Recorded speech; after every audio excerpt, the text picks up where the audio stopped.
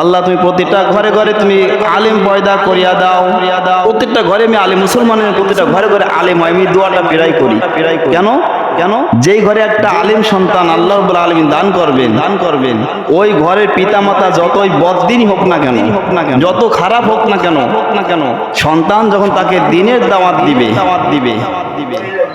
সন্তান যখন নিজের সন্তান যখন বাপ মাকে দ্বীনের দাওয়াত দেবে, নামাজের দাওয়াত দেবে, রোজার দাওয়াত দেবে, সত্য মিথ্যার দাওয়াত দিবে, তখন ওই বাপ মার মধ্যে অটোমেটিক মানার একটা ইচ্ছা মন মানসিকতা ভিতরে এসে যাবে।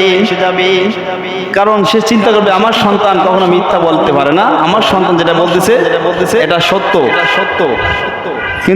কিন্তু দূরের একজন আলেম এসে যদি বলে, দাওয়াত দেয়, ভাই নামাজে আসেন, যেমন তাবলিগ জামাতের লোকেরা দূর দূরান্ত থেকে এক এক মহল্লায় যায়, আসরের পর বেরিয়ে মানুষের হাত ধরে সুন্দর নরম নম্রভাবে তাদের খেয়ে তাদের পরে মানুষের দোয়ারে বেরোয়, মানুষকে দাওয়াত দেয় নামাজের জন্য। ভাই যাবানি, অনেকে কথা দেয় কিন্তু তারপর আসে না। মানে কথা না দিলে তো ভালো দেখায় না, সামাজিক দৃষ্টিতে কথা দিতেই হয়। আচ্ছা ভাই ইনশাল্লাহ নামাজে যাইবো। তাবলিগ জামাতের একটা নিয়ম হচ্ছে হওয়ার উপরে রেখে আসা। বা এখন না আসতে বললে তো পরে তো আসবেন, তাই ইনশাল্লাহ উপরে হওয়ার উপরে রেখে আসা, এটা তাবলিগ জামাতের একটা দায়িত্ব, একটা নিয়ম।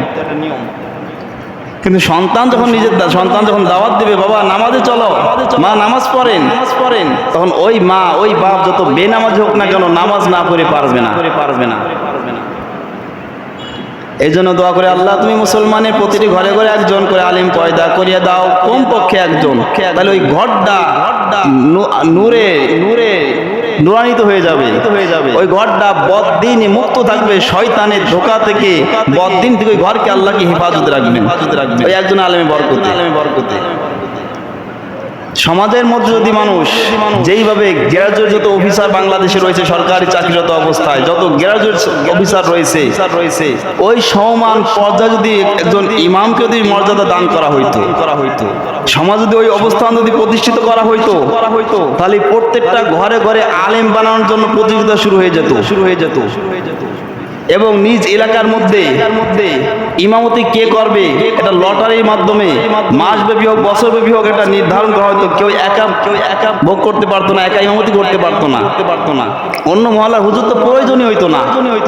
কেননা কারণ একজন গ্রাজুয়েট অফিসারের যে সম্মান, কতটুকু সম্মান যদি একটা ক্ষুদ্র মসজিদের ইমামকেও করা হইতো, তাহলে চিন্তা করতো আমার সন্তানকে আমি আলেম বানাবো, দুনিয়া হইবে আখেরাত হইবে।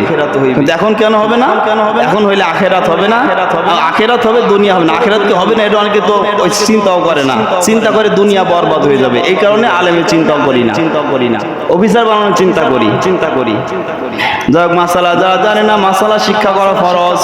আল্লাহ রাব্বুল আলামিন বলেন, ফাসআলু আহলা যিকরি ইন কুনতুম লা তা'লামুন। তোমরা যারা জানো না, যারা জানে তাদের থেকে জেনে নাও। যারা জানে না তাদের থেকে জেনে নাও।